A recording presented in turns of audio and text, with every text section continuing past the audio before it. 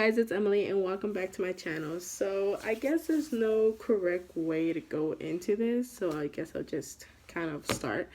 So the first thing I did after I came back from Mexico was me and my family went to San Diego. And San Diego is actually like a second home to me without me actually having a home there, because I practically did grow up going to San Diego on vacations or like small breaks. You know, we would usually just go for fun, and usually we would go to stay at a hotel, go in the pool, go to SeaWorld, and then eventually go to TJ, which is not my favorite thing. Around this time, my mom wanted to go to the San Diego Zoo and then SeaWorld and no TJ. But I don't like the zoo. That's not my scene, so I initially did not want to go at all. But I did end up tagging along, and I was like, you know what, I'll just stay in the hotel while you guys go to the zoo, and then the next day I'll go with you guys to SeaWorld. But that didn't go as planned, because when we went to go book the room wasn't yet ready for me to stay in. So instead of like wasting time and waiting to get into the room, I tagged along and I went to the zoo with them. I didn't record anything there because, again, there's no action at all in the zoo. It's just kind of walking around and it's kind of whack. But after that, we kind of just came back to the hotel. The next day, we went to SeaWorld, and this is what happened during SeaWorld. So, yeah.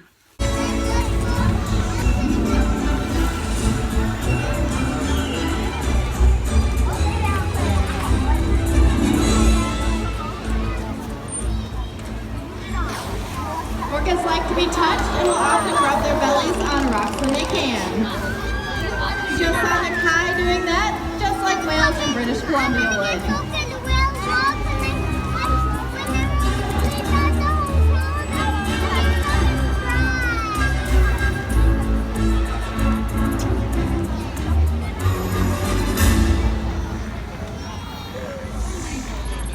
You'll also see killer whales in the wild imitating each other. We see it here at SeaWorld all the time. The whales are constantly mimicking and learning from one another.